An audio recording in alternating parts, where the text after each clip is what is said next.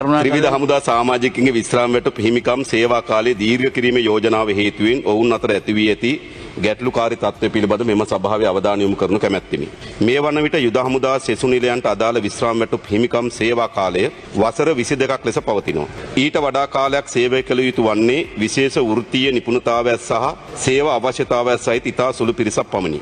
ඒ අනුව ඉහළ නිලයන් හැරෙන්නට හමුදාවේ සමාජිකයන් විශාලම පිරිස අයත් වන්නේ මෙම කොටසටයි. කෙසේ වුවද මෙම විශ්‍රාම වැටුප් හිමිකම් සේවා කාලය වසර 25ක් දක්වා දීර්ඝ කිරීමට කටයුතු කර ඇති බවට මේ වන විට වාර්තා වෙනවා. ඒ පිළිබඳව හමුදාවේ සෙසු නිලයන් වල සමාජිකයින් විශාල ප්‍රමාණයකින් චිත්ත පීඩාවකට පත් වී තිබෙන බව තමයි ගරු කතානායකතුමන් වාර්තා වෙන්නේ. මාගාව තිබෙනවා ගරු කතානායකතුමනි KDB පුස්සැල්ල මහත්මයා මේ ජෙනරාල් විධායක ජෙනරාල් විසින් යවන ලද ලිපිය සීමාන්විතයි කියලා. ඒ ලිපිය තා පැහැදිලිව මෙම අවුරුදු 22 සීමාව 25 දක්වා වැඩි කරන්නත් කාන්තා සෙබලියන්ගේ විශ්‍රාම ගන්න වයස අවුරුදු 15යි එයත් වැඩි කිරීම සඳහා යෝජනා කරලා තිබෙනවා.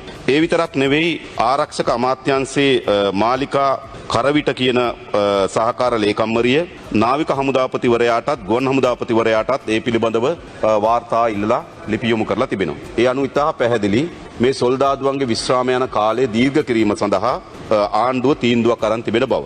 එසේම යුද හමුදාපතිවරයාගේ යෝජනාවකට අනුව යුද හමුදාවට අදාළව ක්‍රියාත්මක කිරීමට යන මෙම තීරණය හා සමගාමීව නාවික හමුදා සහ ගුවන් හමුදා සෙසු නිලයන්ගේ විශ්‍රාම හිමිකම් සේවා කාලයේද දීර්ඝ කිරීමට අදාළ යෝජනා ඉදිරිපත් කරන ලෙසට නාවික හා ගුවන් හමුදාපතිවරුන් නමතමින් ආරක්ෂක අමාත්‍යාංශ විසින් ලිපියක් යොමු කර තිබෙනවා. ඒ ලිපිය මම සභාගත කරනවා ගරු කතානායකතුමනි. ආරක්ෂක අමාත්‍යාංශයේ මාලිකා කරවිට සහකාර ලේකම්වරියගේ අසනින් යුත් මෙම ලිපිය මේ වන විට සමාජ මාධ්‍ය තුළ සංසරණ වෙමින් පවතිනවා. ඒ අනුව මෙම විශ්‍රාම වයස් දීර්ඝ කිරීමේ යෝජනාව ත්‍රිවිධ හමුදාවටම අදාළ වීමට නියමිතයි.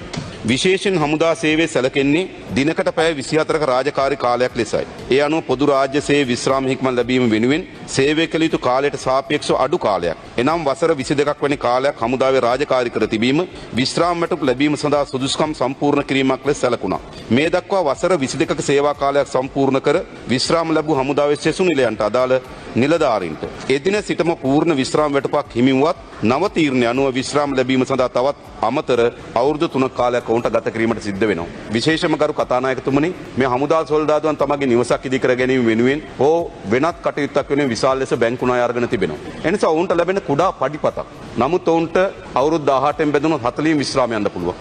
අවුරුදු 20න් බැඳුනොත් 22න් විශ්‍රාම යන්න පුළුවන්. අවුරුදු 23න් බැඳුනොත් අවුරුදු 45න් විශ්‍රාම යන්න පුළුවන්.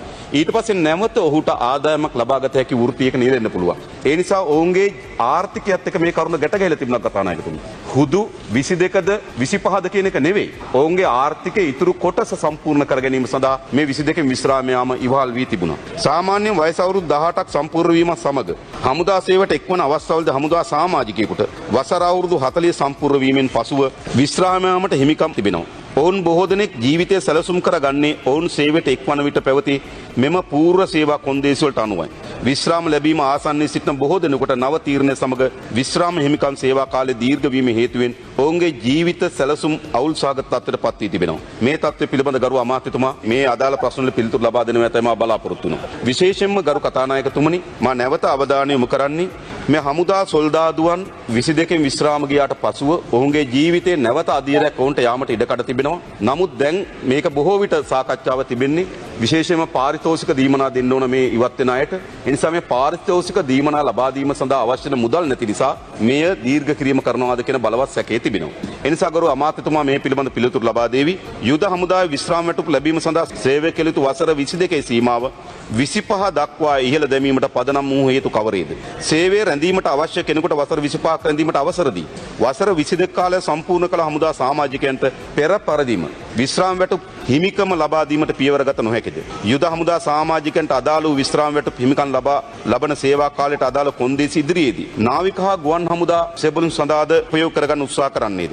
විශ්‍රාම හිමිකම් සේවා කාලේ දීර්ඝ වීම සම්බන්ධයෙන් හමුදා සමාජිකයන් තුළ මෙම ගැටලුකාරී තත්ත්වය විසඳීම සඳහා ආණ්ඩුව ගන්න ලබන ක්‍රියාමාර්ග කවරේද කියලා ගරු කතානායකතුමන් දැනගන්න